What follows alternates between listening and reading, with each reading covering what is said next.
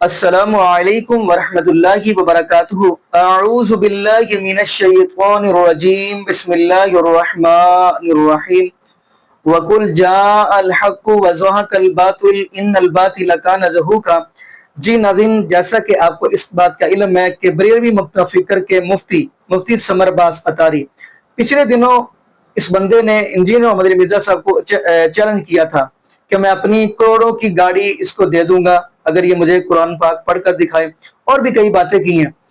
لیکن ناظرین، وہ تو آپ کو پتہ ہے انجینئر محمد علی مرزا صاحب نے کہا کہ ٹھیک ہے، چیلنج اس نے قبول تو کیا، لیکن یہاں پہ ایک اور بات کرتا چلوں ناظرین۔ ایک طرف قبروں کے پجاری، درباروں کے پجاری، مزاروں کے پجاری، اور ایک طرف بندہ موحد ہو، تو ناظرین حیرانگی والی بات یہ ہے کہ یہاں پہ یہ بھی بات کہتا چلو، موحد ہمیشہ اگر ایک بھی ہونا تو ہزاروں کروڑوں کے حساب مشرک ہونا تو وہ اکیلا ہی مقابلہ کرتا ہے۔ جیسا کہ آپ دیکھیں، نبی ابراہیم علیہ السلام ہے تو نمرودی قوم ہے، نبی ابراہیم علیہ السلام اکیلے ہی کھڑے ہیں، موحد تو مقابلہ کر رہے ہیں۔ جیسا کہ آپ نے قرآن پاک کی آیت پڑھیں گے، غالباً سورۃ انعام کی ہے، نبی ابراہیم علیہ السلام کو جب ان کے باپ آزر نمرود کے پاس لے کر گئے ہیں تو مکالمہ ہوا ہے۔ کیا مکالمہ ہوا؟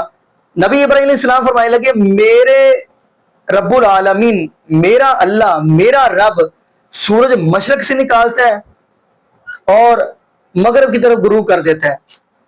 اگر تو اپنے آپ کو پھنے کا سمجھتا ہے، نبی ابراہیم علیہ السلام فرما رہے نمرود کو، تو پھر تو ایسا کر، سورج مغرب سے نکال دے اور مشرق کی طرف غروب کر دے۔ فَبُهِتَ الَّذِي کفر، اس وقت مشرق جو تھا نا، کافر جو تھا، وہ چپ ہو گیا، خاموش ہو گیا، بات نہ آئی۔ آپ کو پتہ ہے جب کوئی جواب نہ آئے، دلیل نہ آئے، تو پھر مشرق نے کیا کرنا ہوتا ہے؟ جھگڑا کرنا ہوتا ہے، لڑائی کرنی ہوتی ہے۔ تو ناظرین، اب یہ وہ بندہ ہے مفتی سمر عباس اتاری، جن کے ہاں قبروں، مزاروں، درباروں کو ہی سب کچھ سمجھا جا رہا ہے۔ یہاں پہ مجھے حدیث یاد ہے کہ صحیح مسلم کی، محبوب علیہ السلام نے فرمایا، قبروں کے اوپر مجاور بن کر بیٹھنے سے بہتر ہے کہ بندہ آ کے کوئلوں کے اوپر بیٹھ جائے۔ ناظرین، یہ بندہ مقابلہ کرے گا انجینئر محمد علی مرزا صاحب کا۔ ناظرین، مجھے بھی اختلاف ہے انجینئر کے ساتھ، لیکن عقیدہ توحید کے بارے میں اگر بات کرتے چلے تو اس بندے نے کھل کر بیان کیا ہے۔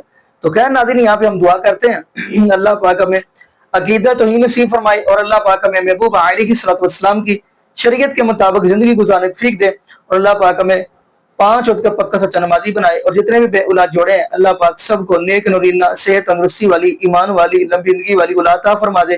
جزاکم اللہ خیرہ، احسن جزا۔ السلام علیکم ورحمۃ اللہ وبرکاتہ۔